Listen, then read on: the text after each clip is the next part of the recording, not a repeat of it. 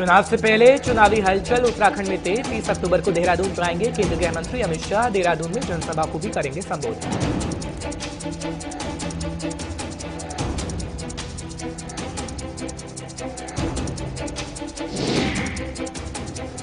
धामी सरकार ने दी उत्तराखंड वासियों को नई सौगात। स्वरोजगार योजना के तहत छोटे व्यापारियों को मिलेगी राहत। ऋण की सीमा बढ़ाकर 50,000 की गई। सरकार का मकसद 20,000 लोगों तक इस योजना का लाभ पहुंचाना।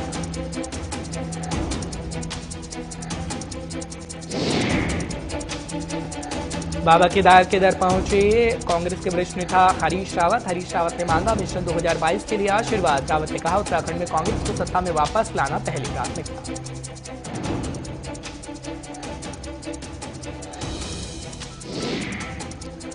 और देवभूमि में कोरोना की रफ्तार में बेहद कमी आ गई है। 24 घंटे में 12 नए संक्रमित मामले मिले हैं। एक भी मरीज की मौत नहीं हुई। 8 मरीज ठीक हुए हैं। सक्रिय मामलों की संख्या 156 तक पहुंची।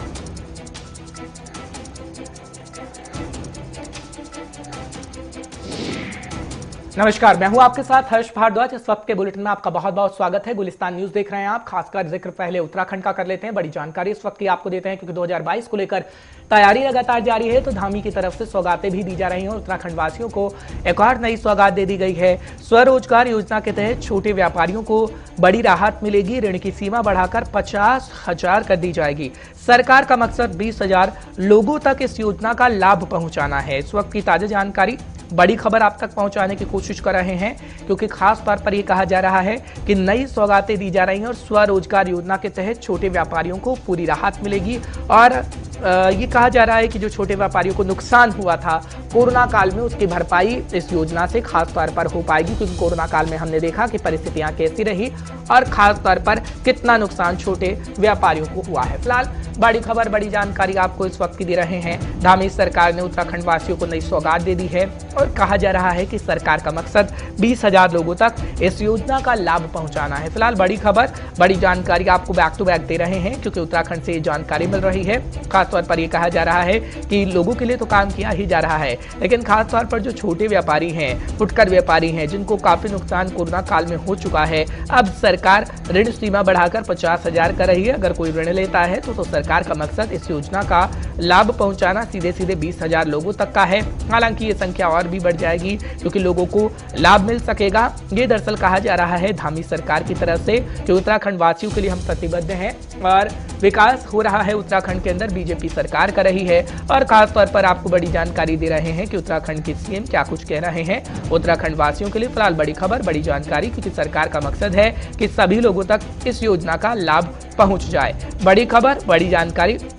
हालांकि कई सौगातें दी गई हैं। आपने खासतौर पर देखा कि इससे पहले जब सीएम धामी पहुंच रहे थे खासतौर पर आपदा प्रभावित इलाकों में, तो योजनाओं का निरीक्षण भी साथ साथ किया जा रहा था। धनराज गर्ग इस वक्त हमारे साथ जुड़ रहे हैं, हमारे संवाददाता। तमाम जानकारी आप तक पहुंचाने की पूरी कोशिश करेंगे। धनराज, बहुत बहुत शुक्रिया हमारे साथ जुड़ने के लिए। धनराज, क्या जानकारी आपके पास भी है क्योंकि कई योजना की सौगात इस वक्त सीएम साहब दे रहे हैं। एक और योजना है जिसमें कहा जा रहा है कि छोटे व्यापारियों को ऋण दिया जाएगा और उसका पैसा बढ़ा दिया गया, यानी 50,000 तक का ऋण कर दिया गया है। कितनी राहत हम उन छोटे व्यापारियों को कह सकते हैं धनराज? हाँ, बिल्कुल आप देख सकते हैं कि मुख्यमंत्री पुष्कर सिंह धामी लगातार योजनाओं पे योजनाएं जरूर निकाल रहे हैं, लेकिन मेन कहा जाएगा कि जिस तरीके से धरातल पर उतर पाएंगे या नहीं उतर पाएंगे ये आने वाला तो नहीं बताएगा। लेकिन आज जो मुख्यमंत्री पुष्कर सिंह धामी की तरफ से साफ तौर पर कहा है कि छोटे व्यापारी हैं उनको ऋण पहले 20,000 रुपए मिलता था, लेकिन अब कहीं ना कहीं इसको बढ़ाकर 50,000 रुपए किया गया है, जिससे छोटे व्यापारियों को राहत जरूर मिलेगी। लेकिन वही आप देख भी सकते हैं कि जिस तरीके से 2022 का चुनाव नजदीक आ रहा है तो उससे पहले कहीं ना कहीं ये योजनाएं धरातल पर उतरती है या नहीं उतरती है ये तो आने वाला समय बताएगा। लेकिन हर्ष ये निश्चित है कि जिस तरीके से मुख्यमंत्री पुष्कर सिंह धामी लगातार योजनाओं पे योजनाएं जनता के लिए निकाल रहे हैं, कितनी साकार वो योजनाएं होती हैं और कितना फायदा उससे जनता को होता है तो आने वाला समय बताएगा। हर्ष, ठीक है धनराज, एक जानकारी और दीजिएगा क्योंकि कोरोना काल में हमने देखा था कैसी परिस्थितियां रही थी और जो फुटकर व्यापारी थे, छोटे व्यापारी थे, उनको काफी नुकसान हुआ था और काफी अपील भी की गई थी सरकार से कि उनको कहीं ना कहीं लाभ पहुंचाया जाए। लेकिन अब हम देख रहे हैं कि हाँ, लाभ पहुंचाने की बातें कही जा रही हैं, पर क्या जो नुकसान हुआ है उसकी भरपाई की योजना कर पाएगी? क्योंकि ऋण की जो पैसे हैं, उस ऋण का पैसा दरअसल बढ़ा दिया गया है। पहले ये सीमित संख्या में होता था लेकिन अब 50,000 रुपए कर दिया गया है। तो क्या अब वो नया व्यापार शुरू करते सकते हैं और जो उनका नुकसान हुआ है उससे भरपाई, खासतौर पर हम कहें कि भरपाई हो पाएगी? जी हाँ, बिल्कुल। जिस तरीके से कोरोना काल में आपने देखा कि जो व्यापारी हैं उनको काफी नुकसान जरूर उठाना पड़ा था, लेकिन उनकी भरपाई करना तो मुश्किल होगा। लेकिन मुख्यमंत्री पुष्कर सिंह धामी की तरफ से जिस तरीके से लगातार योजनाओं पे योजना निकाली जा रही है और व्यापारियों के लिए भी एक अलग से पैकेज बनाया गया है। तमाम व्यापारियों को पैकेज के माध्यम से राहत पहुंचाने की कोशिश मुख्यमंत्री पुष्कर सिंह धामी से की तरफ से की गई है। तो कहीं ना कहीं राहत जरूर व्यापारियों को मिली है, लेकिन ये कहना मुश्किल होगा कि जो भरपाई है वो हो पाएगी। लेकिन भरपाई तो नहीं कर पाएंगे, लेकिन हाँ ये जरूर है कि व्यापारियों को राहत जरूर मिलेगी। और आपको ये भी बता दें कि जिस तरीके से 2022 का चुनाव नजदीक आ रहा है, उसको देखते हुए भी ये योजनाएं बड़ी ही अहम मानी जा रही है, क्योंकि 2022 के चुनाव में कहीं ना कहीं बीजेपी व्यापारियों को साधने की कोशिश कर रही है, हर वर्ग को साधने की कोशिश जरूर कर रही है। अब देखने वाली बात होगी कि क्या मुख्यमंत्री पुष्कर सिंह धामी इस जनता को अपनी तरफ कर पाएंगे या नहीं कर पाएंगे इस बार। ठीक है धनराज, बहुत बहुत शुक्रिया तमाम जानकारी पहुंचाने के लिए, दर्शकों को अपडेट रखने के लिए। फिलहाल बढ़ते हैं आगे, बात केंद्रीय गृह मंत्री अमित शाह की कर लेते हैं, क्योंकि एक्टिव हो चुके हैं केंद्रीय गृह मंत्री अमित शाह उन राज्यों के लिए जहां खासतौर पर चुनाव होने हैं। और चुनाव से पहले चुनावी हलचल तेज हो गई है उत्तराखंड के अंदर भी। आपको बड़ी जानकारी दे दे, 30 अक्टूबर का वक्त होगा जब देहरादून जाएंगे केंद्रीय गृह मंत्री अमित शाह। आपको बड़ी जानकारी इस वक्त दे रहे हैं। देहरादून में जनसभा को संबोधित भी करेंगे केंद्रीय गृह मंत्री अमित शाह। सहकारिता विभाग की घसियारी कल्याण योजना का शुभारंभ भी करेंगे केंद्रीय गृह मंत्री अमित शाह। इस वक्त की बड़ी जानकारी, बड़ी खबर आपको पहुंचाने की कोशिश कर रहे हैं।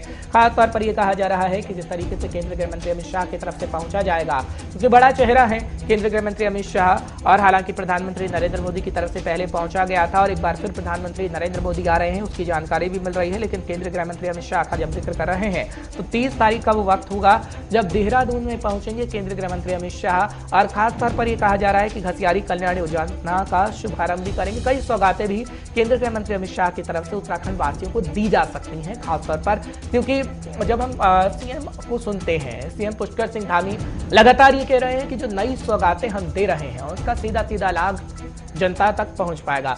धीरेन्द्र प्रताप सिंह इस वक्त ब्यूरो चीफ उत्तराखंड मेरे साथ जुड़ रहे हैं, तमाम जानकारी आप तक पहुंचाने की पूरी कोशिश करेंगे। धीरेन्द्र, बहुत बहुत शुक्रिया इस वक्त बुलेटिन में हमारे साथ जुड़ने के लिए। धीरेन्द्र, केंद्रीय गृह मंत्री अमित शाह का पूरा फोकस उस राज्य के अंदर है जहां पर आगे आने वाले समय में चुनाव होने हैं, और एक राज्य उत्तराखंड भी है।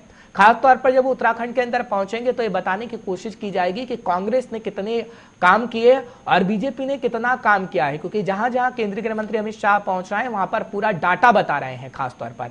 तो क्या जब केंद्रीय गृह मंत्री अमित शाह पहुंचेंगे तो वो डाटा भी दिखाया जाएगा और खासतौर पर यह कहा जाएगा कि आप बीजेपी पर भरोसा रखिए, बीजेपी आपके अच्छे दिन के वादे कर चुकी थी और वो अच्छे दिन लाने का प्रयास भी करेगी। बिल्कुल हर्ष, देखिए केंद्रीय गृह मंत्री अमित शाह का एक दिवसीय दौरा है 30 तारीख को, और ये मेरे ख्याल से 10 दिन में उनका दूसरा दौरा होगा। एक वो आपदा के समीक्षा करने के लिए आए थे, लेकिन वो बेहद संक्षिप्त दौरा था और एक ही दिन में आकर के वो लौट गए थे। लेकिन ये पूरी तरह से टोटली जो है पॉलिटिकल दौरा है, और आप कह सकते हैं कि अमित शाह की कल की इस रैली से 30 तारीख 30 अक्टूबर की इस रैली से ही बीजेपी के लिए कम से कम चुनाव का आगाज हो जाएगा। एक बड़ी रैली को संबोधित करने वाले हैं अमित शाह, और मुझे ध्यान है 2017 में जिस मैदान में, यानी यहाँ बन्नू स्कूल करके स्कूल का मैदान है, वहां पे उन्होंने अपनी पहली रैली की थी चुनावी, और इस बार भी पहली रैली चुनावी उसी बन्नू स्कूल के मैदान में अमित शाह कर रहे हैं। तो एक ये समय भी होगा जब अमित शाह 2017 यानी 5 साल पहले जो भाषण दिया था, शायद उससे भी कुछ बोले कि उस समय जो वादे उन्होंने किए थे, उनकी प्रचंड बहुमत की सरकार में, डबल इंजन की सरकार ने उन वादों को कितना पूरा कर लिया है, और अगर कुछ वादे रह गए हैं तो किस कारण से रह गए हैं, और नए वादे भी अमित शाह कर सकते हैं। प्रदेश की जनता के लिए कुछ सौगात भी दे सकते हैं, क्योंकि वो केंद्रीय गृह मंत्री हैं और केंद्रीय मंत्री के पास बहुत सारे अधिकार हैं, बहुत सारी योजनाएं हैं राज्य को देने के लिए, वो इसकी भी कोई घोषणा कर सकते हैं। इसके साथ ही साथ सबसे अहम ये दौरा होगा बीजेपी के कार्यकर्ताओं और पदाधिकारियों के लिए, जिसके कील काटे वो दुरुस्त करेंगे, क्योंकि वो चुनावी चाणक्य भी कहे जाते हैं बीजेपी के, और निश्चित रूप से वो पार्टी के संगठन की मजबूती, उनका फीडबैक भी लेंगे, और धरातल पे पार्टी कहाँ खड़ी है, कौन सी बड़ी समस्याएं हैं, कौन से बड़े मुद्दे हैं जो चुनाव में उठेंगे, और उस पर बीजेपी का स्टैंड क्या होगा, और किन मोर्चों पे कांग्रेस को या अन्य विपक्षी पार्टी को बीजेपी घेर सकती है। इन सारे बिंदुओं पे अमित शाह गहनता से चिंतन और मंथन करेंगे, और उसके बाद रैली को जब संबोधित करेंगे तो शायद इसमें जनता के लिए भी कोई बड़ा संदेश अमित शाह दे सकते हैं। ठीक है धीरेन्द्र, जिस तरीके से आप कह रहे हैं कि अमित शाह को चाणक्य कहा जाता है, लेकिन चाणक्य नीति क्या होगी? क्योंकि इतिहास के पन्ने तो यही बताते हैं कि एक बार कांग्रेस की सरकार, एक तरफ बीजेपी की सरकार आती है, लेकिन क्या खासकर उस इतिहास के पन्ने को पलटने के जब हम देखते हैं और जब हमारी आगे आने वाली पीढ़ी उस पन्ने को पलटेगी तो पाएगी कि बीजेपी की सरकार 2 बार बन पाई थी बैक टू बैक उत्तराखंड के अंदर। और जब हम इलेक्शन आप लोग कवर करेंगे और 5 साल बाद इस पर हम चर्चा करेंगे तो हम कहेंगे कि हाँ, बीजेपी 2 बार आई थी सत्ता में। क्या ये चाणक्य नीति है और खासतौर पर हो पाएगी? बिल्कुल हर्ष, देखिए बीजेपी बहुत कॉन्फिडेंट है इस मामले में, वो आत्मविश्वास से लबरेज है, भरी हुई है। और उनके प्रदेश अध्यक्ष ने ये नारा दिया है मदन कौशिक ने कि अब की बार 60 पार, और वो लगातार ये कहते रहे हैं, उनके शीर्ष नेता भी यही कहते हैं कि बीजेपी मिथकों को तोड़ने वाली पार्टी है। और ये जो मिथक बना हुआ था राज्य में पिछले 20 सालों से कि कोई भी पार्टी प्रचंड बहुमत से सत्ता में नहीं आती, तोड़ और बैसाखी के बल पर ही कोई पार्टी उत्तराखंड में सत्ता में आ सकती है, इस मिथक को 2017 में बीजेपी ने तार तार कर दिया था, इसकी धज्जियां उड़ा दी थी और 70 में से 57 सीटें जीत ली थी। अब उनका यही कहना है उनके नेताओं का कि दूसरा जो मिथक है उसके टूटने की बारी 2022 का विधानसभा चुनाव है और बीजेपी इस मिथक को तोड़ेगी और दोबारा से प्रचंड बहुमत की सत्ता में आएगी, वापसी करेगी और इस मिथक को तोड़ देगी कि कोई दोबारा कोई पार्टी इस राज्य में सत्ता में लौट नहीं सकती। अब इन दावों में कितनी हकीकत होगी और कितना ये सत्य के करीब होंगे हर, ये तो चुनाव के परिणाम के बाद पता चलेगा। लेकिन ये निश्चित रूप से उनका जो तर्क है ये सही कहा जा सकता है कि 2017 में उन्होंने एक प्रचंड बहुमत हासिल किया, जो कि राज्य निर्माण के बाद पहली बार हुआ था और वो मिथक टूट गया था कि कोई भी पार्टी यहाँ प्रचंड बहुमत में नहीं आ सकती। और इसीलिए उनके इस दावे पर थोड़ा बहुत विश्वास किया जा सकता है कि 2022 में वो दूसरा मिथक भी तोड़ सकते हैं। चलिए ठीक है, जनता किस पर विश्वास करती है खैर ये तो वक्त ही बता पाएगा। बहुत बहुत शुक्रिया धीरेन्द्र तमाम जानकारी पहुंचाने के लिए, दर्शकों को अपडेट रखने के लिए। जिक्र विपक्ष का करते हैं क्योंकि विपक्ष की पार्टी भी पूरी जद्दोजहद कर रही है। तो हरीश रावत कांग्रेस के वरिष्ठ नेता केदार बाबा के मत्था टेकने पहुंचे हैं और कहीं ना कहीं उनसे आशीर्वाद लेने की कोशिश की गई है सफलता का। 2022 के अंदर सफलता मिले कांग्रेस को। हरीश रावत पंजाब के प्रभारी थे लेकिन अब वो पद नहीं है, उत्तराखंड पर पूरा फोकस किया जा रहा है। आपको बड़ी खबर, बड़ी जानकारी इस वक्त दे रहे हैं कि हरीश रावत क्या कुछ करने की कोशिश कर रहे हैं, क्योंकि हरीश रावत का पूरा फोकस इस वक्त उत्तराखंड के अंदर है। हालांकि जब धाम में पहुंचे तो कटाक्ष भी कई सरकार की तरफ पे किए गए हैं और वो कह रहे हैं कि उत्तराखंड में जिस तरीके से कांग्रेस ने विकास किया था वो विकास कहीं बीजेपी सरकार में नहीं दिखता। और आपदा जिस तरीके से आई हुई है उत्तराखंड के अंदर, आपदा को लेकर भी कहीं ना कहीं प्रमुख तौर पर काम नहीं किया जा रहा है। ये उत्तराखंड के पूर्व सीएम हरीश रावत और कांग्रेस के वरिष्ठ नेता हरीश रावत की तरफ से कही जा रही हैं। फिलहाल 2022 से पहले अक्सर ऐसी तस्वीरें देखने को मिलती हैं जब वार पलटवार की तस्वीरें हम खासतौर पर देखते हैं और वही देखने को मिल रहा है। खैर कौन सी पार्टी कितनी अहम भूमिका निभा पा रही है उत्तराखंड के अंदर और कौन जीतेगा ये तो जनता तय करेगी, क्योंकि लोकतंत्र में जनता जनार्दन होती है और वोट देकर चोट देने का काम दरअसल जनता करती है अगर वो किसी पार्टी को पसंद नहीं करती। लेकिन किस पार्टी को पसंद करती है जनता और किस पार्टी को पसंद नहीं करती है ये 2022 का वक्त बता पाएगा। लेकिन आपको जानकारी उस वक्त की हम बड़ी दे रहे हैं कि हरीश रावत केदार धाम पहुंचे और खासतौर पर वहां पर 2022 की सफलता का आशीर्वाद भी प्राप्त किया गया है। खैर जब वो पंजाब के प्रभारी थे तो उनकी बेटी पूरा जिम्मा संभाल रही थी और उनकी बेटी की तरफ से भी कई कार्यक्रम किए गए थे जिसमें ये बताने की कोशिश की गई थी कि पंजाब के अंदर हरीश रावत है लेकिन उत्तराखंड के अंदर उनकी कोई कमी नहीं खलेगी और वही दिखाने की कोशिश उनकी बेटी की तरफ से की जा रही थी। लेकिन अब हरीश रावत इस वक्त उत्तराखंड के अंदर है और उत्तराखंड पे पूरा फोकस कर रही हैं। विशाखा इस वक्त हमारे साथ जुड़ रही हैं, हमारे संवाददाता तमाम जानकारी आप तक पहुंचाने की पूरी कोशिश करेंगे। विशाखा बहुत बहुत शुक्रिया हमारे साथ जुड़ने के लिए। विशाखा, उत्तराखंड में जो कमी दिख रही थी हरीश रावत की अब वो नहीं है, क्योंकि अब हरीश रावत पूरा फोकस उत्तराखंड के अंदर कर रहे हैं। लेकिन जो कमी हो रही थी पहले उनको दूर करने का काम उनकी बेटी कर रही थी। कई हम जनसभा देख रहे थे जब उसमें कटाक्ष भी किया जा रहा था और बताया जा रहा था कि उत्तराखंड के अंदर कांग्रेस काम कर रही है। पर क्या दोनों तस्वीरें जब आप देखती हैं उनकी बेटी की और इस वक्त हरीश रावत की, तो क्या आपको जमीनी स्तर पर लगता है कि कांग्रेस हाँ वाकई उतनी मजबूत है कि वो सत्ता में वापसी कर पाएगी?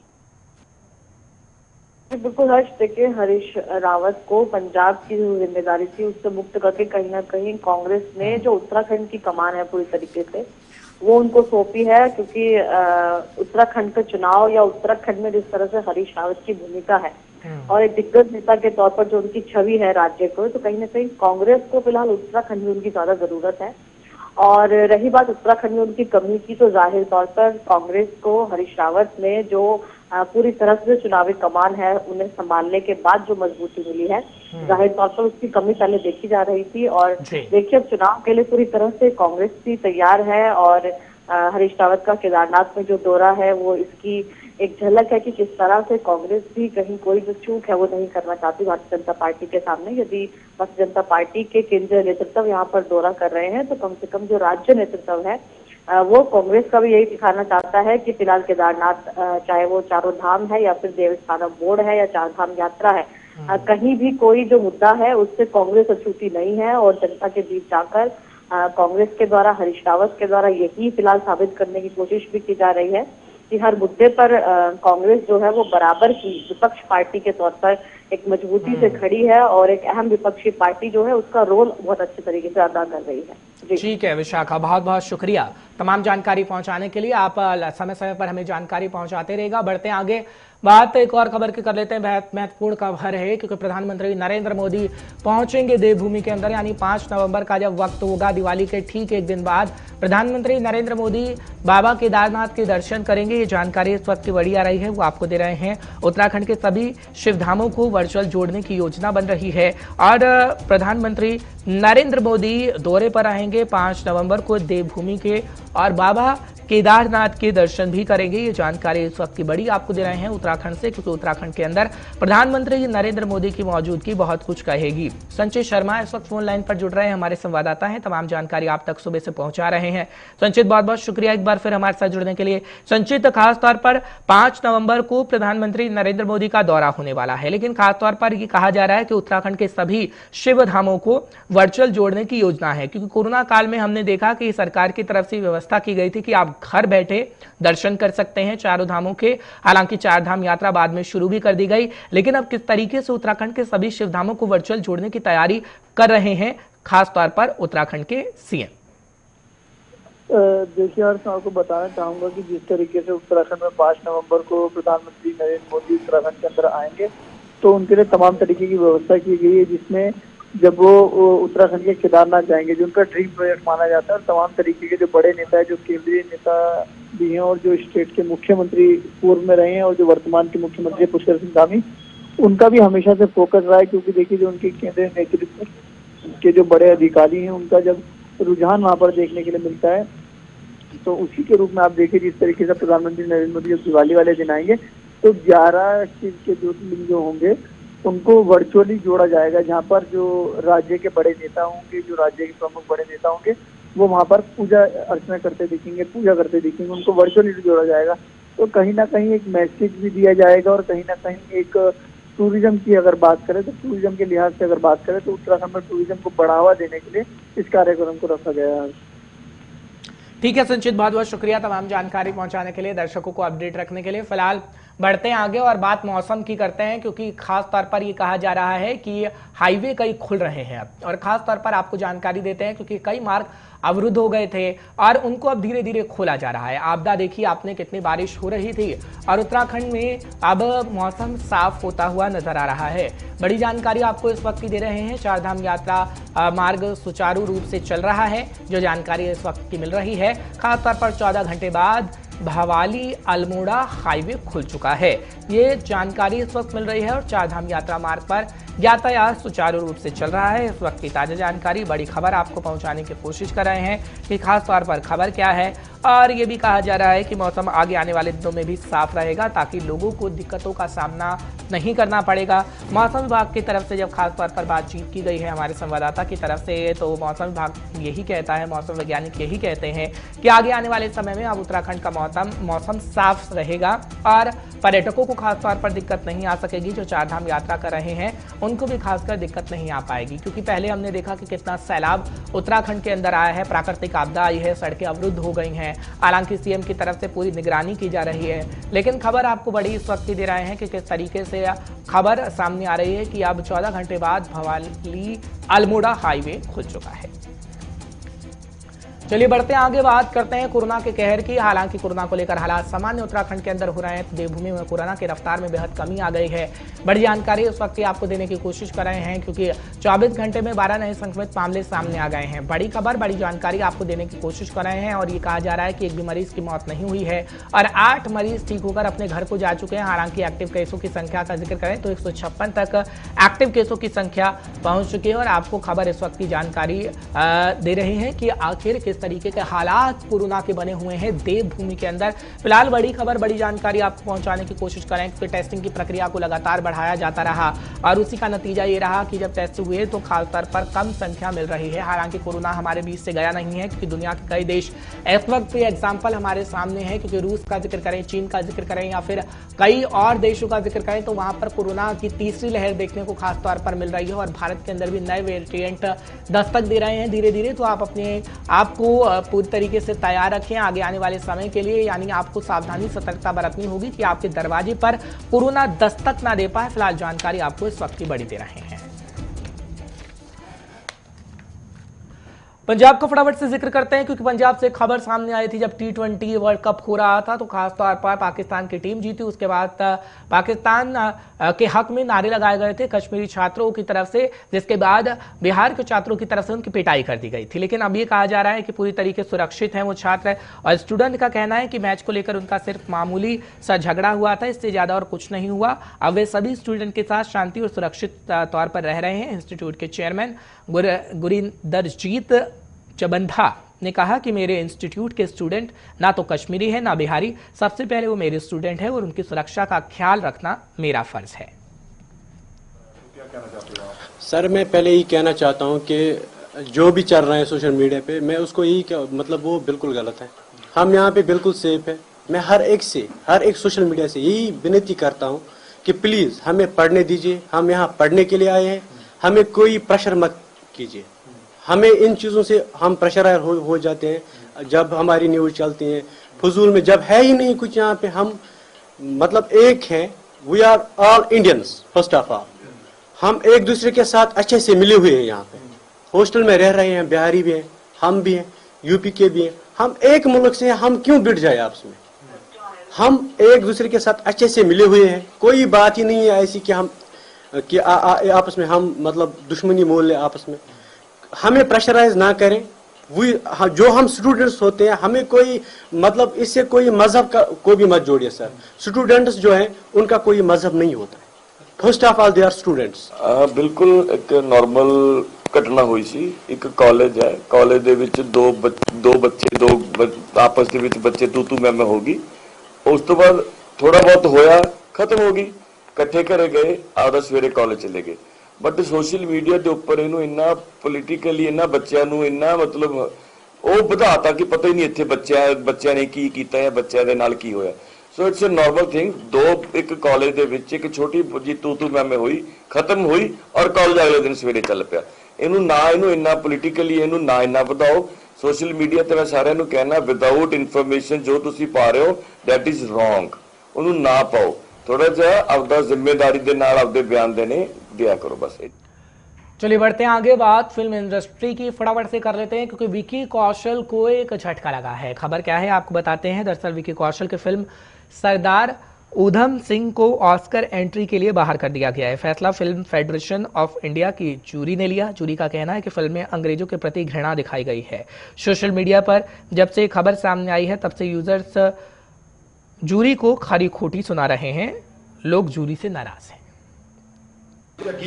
ਸਾਨੂੰ ਤਾਂ ਜੀ ਬਹੁਤ ਦੁੱਖ ਪਹੁੰਚਿਆ ਜੀ। ਸ਼ਹੀਦ ਉਧਮ ਸਿੰਘ ਨੇ ਜਾ ਕੇ ਲੰਡਨ 'ਚ ਜੀ ਬਦਲ ਲੱਤਾ ਜੀ। ਇਹ ਬੜੇ ਦੁੱਖ ਦੀ ਗੱਲ ਆ ਕਿ ਸਾਨੂੰ ਇਸ ਦਿਨ ਦੇ ਅਵਾਰਡ 'ਚੋਂ ਬਾਹਰ ਕੱਢਿਆ ਗਿਆ।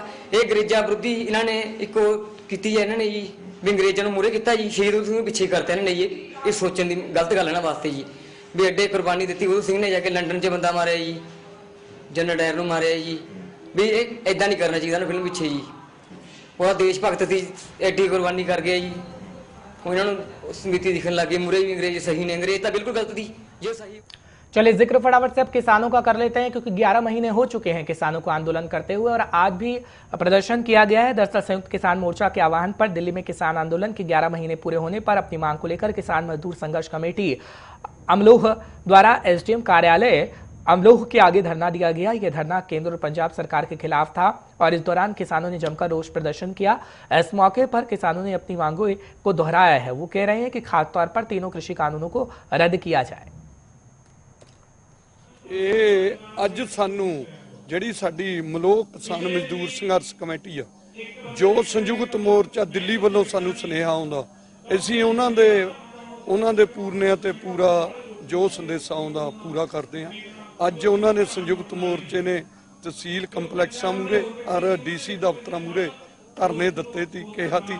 ਉਹ ਅੱਜ ਅਸੀਂ ਤਹਿਸੀਲ ਕੰਪਲੈਕਸ ਮਲੋਹ ਬਲਾਕ ਦਾ ਇੱਥੇ ਧਰਨਾ ਲਾਇਆ, ਜੋ ਕਿ ਅਜੇ ਮਿਸਰਾ ਨੂੰ ਗ੍ਰਿਫਤਾਰ ਕਰਕੇ ਉਹਨੂੰ ਸਜ਼ਾਵਾਂ ਦਿੱਤੀਆਂ ਜਾਣ ਔਰ ਜਿਹੜੇ ਸਾਡੇ ਤਿੰਨੇ ਕਾਲੇ ਕਾਨੂੰਨ ਨੇ ਉਹ ਮਾਫ ਕਰੇ ਜਾਣ। ਅੱਜ 26 ਤਰੀਕ ਨੂੰ 11 ਮਹੀਨੇ ਸਾਡੇ ਕਿਸਾਨਾਂ ਨੂੰ, ਵੀਰਾਂ ਭੈਣਾਂ ਨੂੰ, ਮਜ਼ਦੂਰਾਂ ਨੂੰ ਦਿੱਲੀ ਦੇ ਬਾਰਡਰਾਂ ਤੇ ਬੈਠੇ ਹੋ ਗਏ ਬਹੁਤ ਸੰਘਰਸ਼ਮਈ ਸੰਘਰਸ਼ ਕਰ ਰਹੇ ਨੇ।